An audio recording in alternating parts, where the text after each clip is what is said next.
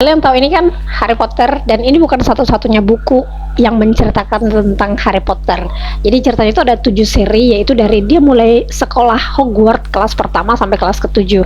Dan saya juga punya serinya yang lain di rumah di kampung saya, dan ini masih saya simpan sebagai kenangan bahwa saya pernah jatuh di dalam dosa.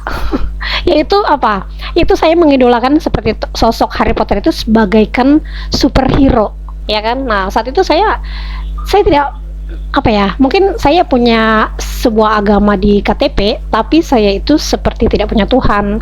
Jadi kalau di Harry Potter kan mereka percaya dengan mantra, percaya dengan ramuan-ramuan, dan itulah yang harus mereka perjuangkan untuk bertahan hidup sesusah itu.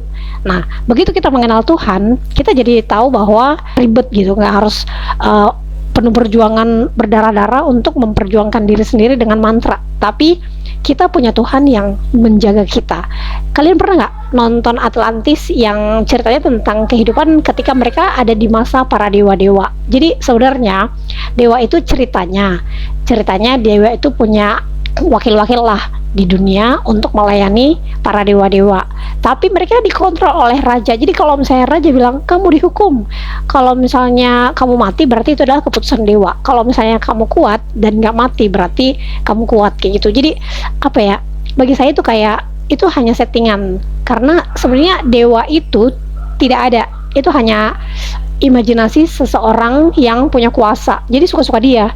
Nah, kemudian kalau misalnya orang kayak pemuka agama kan kadang-kadang ada yang mungkin melenceng gitu ya, maksudnya namanya manusia kan kadang-kadang hilaf, kadang-kadang salah.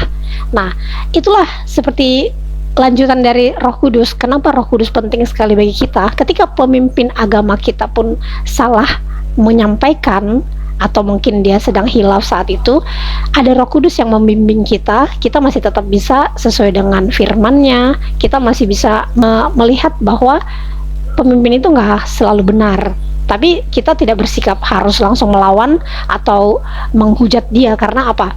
Bagaimanapun dia adalah orang yang dipilih oleh Tuhan, dan kita harus menghargai seorang pemimpin, apalagi pemimpin keagamaan kayak gitu. Jadi kita doakan dia, kita support dia, kita tetap harus jangan sok-sokan seolah-olah kita menjadi pahlawan yang rela martir demi melawan pimpinan kita. Gimana menurut kamu?